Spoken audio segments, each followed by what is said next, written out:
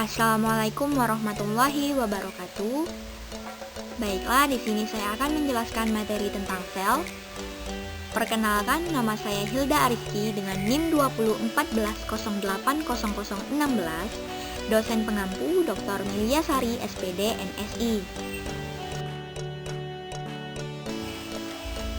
1. Sejarah penemuan sel.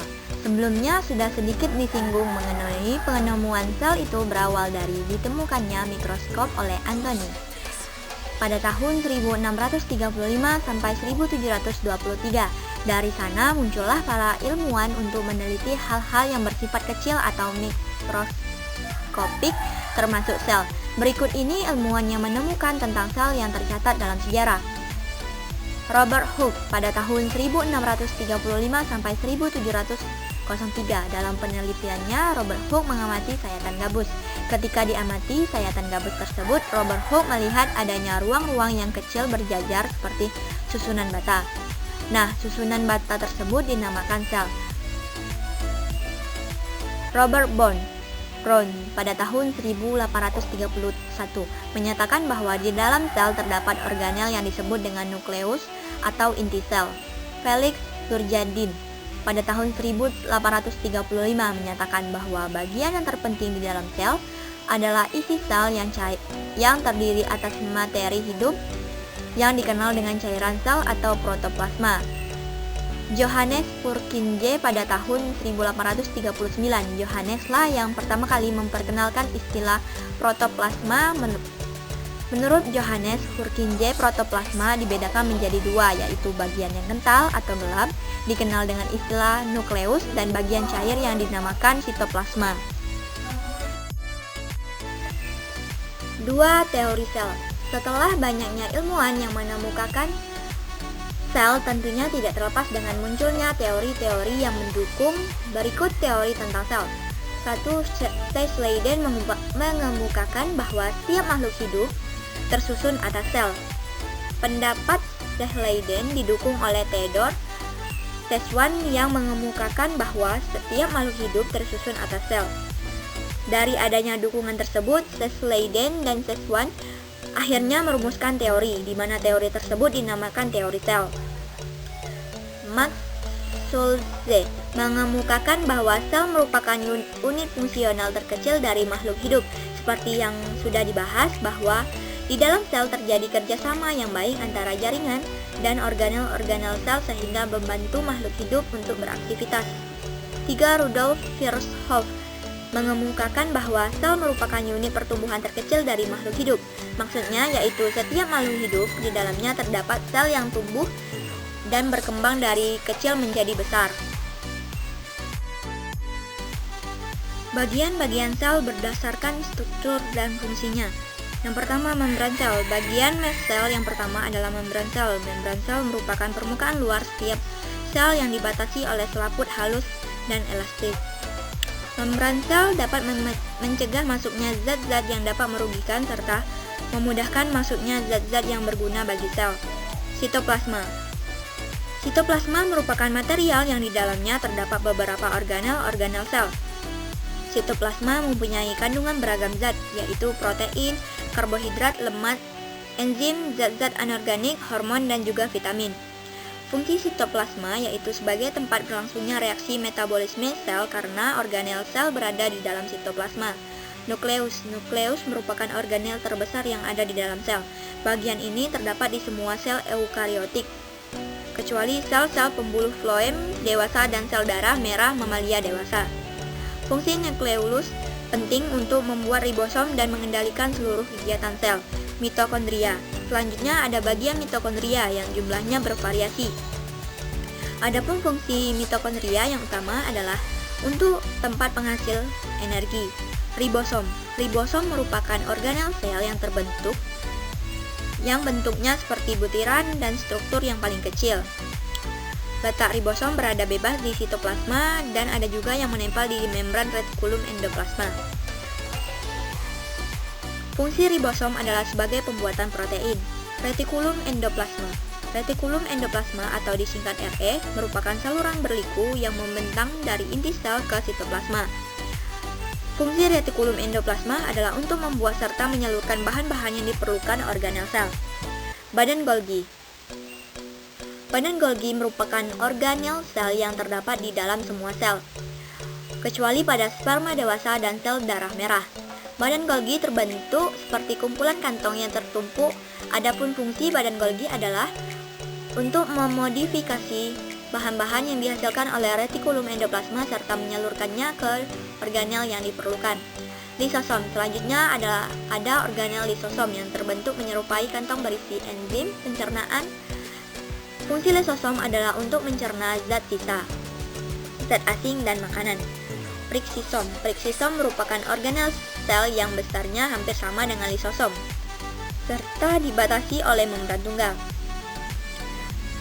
Fungsi peroksisom juga penting dalam proses perubahan lemak menjadi karbohidrat dan dalam perubahan purin dalam sel.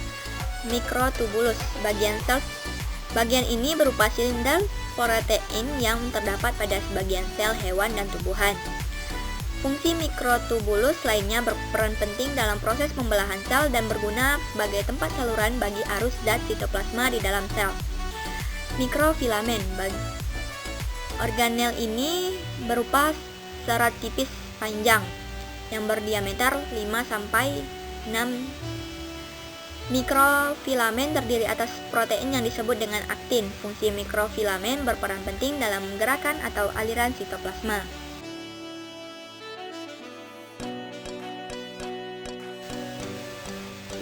Struktur, fungsi, dan proses membran sel. Membran sel atau membran plasma adalah batas yang memisahkan sel dari sel lain atau dari benda di sekelilingnya. Fungsi membran sel sebagai barir atau tameng semi-permeabel yang memungkinkan molekul kecil dapat keluar masuk ke dalam sel. Hasil pengamatan mikroskop elektron terhadap membran sel menunjukkan bahwa membran sel merupakan lipid bilayar. Molekul penyusun utamanya adalah fosfolipid yang terdiri dari bagian kepala yang polar dan 2 ekor non-polar. Fosfolipid ini tersusun atas bagian non-polar, membentuk daerah hidrofobik yang diapit oleh daerah kepala yang pada bagian dalam dan luar membran.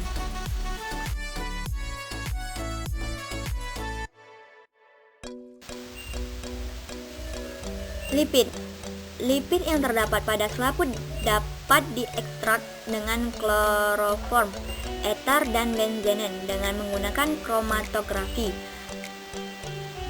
lapis tipis, dan kromatografi gas. Dapat diketahui komposisi lipid pada selaput sel. Lipid yang selalu dijumpai adalah fosfolipid, sfingolipid, glikolipid, dan sterol. Kolesterol merupakan lipid terbanyak yang menyusun selaput sel. Karbohidrat pada membran berperan sebagai penyusun sel dan untuk membedakan tipe-tipe sel di sekitarnya. Protein. Membran protein tersusun atas glikoprotein atau protein yang bersenyawa dengan karbohidrat. Protein pada membran tidak simetris pada bagian luar membran dan bagian dalam membran, alias tersusun dengan posisi berbeda-beda. Protein integral adalah protein yang bercampur ke dalam lipid bilayar. Protein ini dapat menembus membran sehingga memiliki domain pada sisi ekstraseluler dan sitoplasmik dari membran. Protein perifer sama sekali tidak ditemukan dalam lipid bilayar. Seluruhnya terdapat di bagian luar dari lipid bilayar, baik itu di permukaan sebelah ekstraseluler maupun sitoplasmik dan berhubungan dengan membran melalui ikatan non-valen.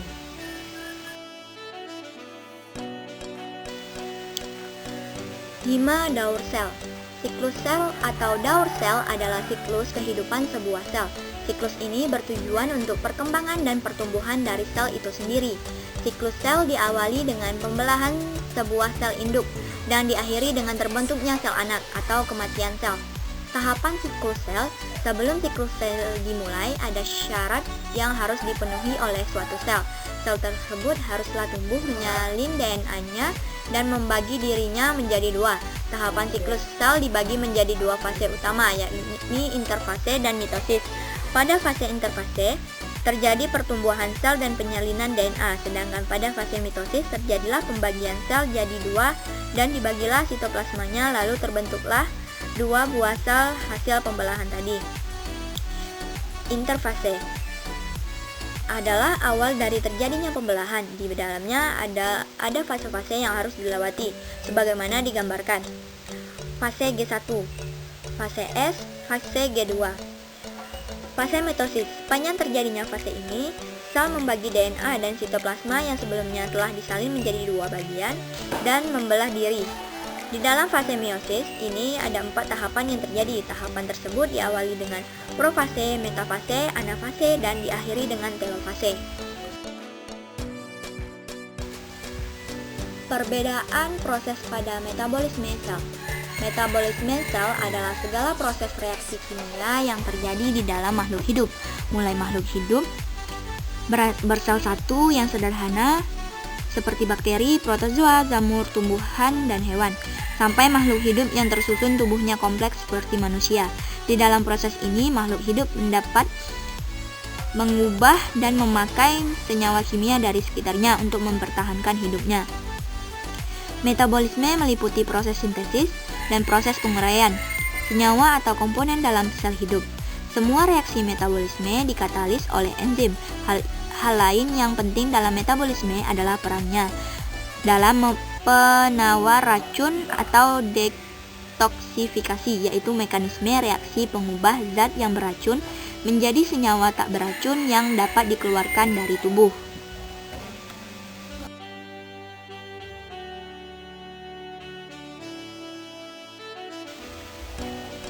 Keajaiban sel sebagai bukti kebesaran Allah. 3 ayat ini jika dipelajari dan direnungkan akan menambah rasa syukur dan bakti kita kepada Allah Subhanahu wa taala. Kami akan memperlihatkan kepada mereka tanda-tanda kekuasaan kami di segenap ufuk dan pada diri mereka sendiri, sehingga jelaslah bagi mereka bahwa Al-Qur'an itu adalah benar. Quran Surah Fussilat ayat 35. Dan perumpamaan ini kami buatkan bagi manusia, dan tiada yang memahaminya kecuali orang-orang berilmu. Quran Surah Al-Ankabut ayat 43. Ia berkata, "Ya Tuhanku, sesungguhnya tulangku telah lemah dan kepalaku telah ditumbuhi uban, dan aku belum pernah kecewa dalam berdoa kepada Engkau, ya Tuhan." Quran Surah Maryam ayat 4.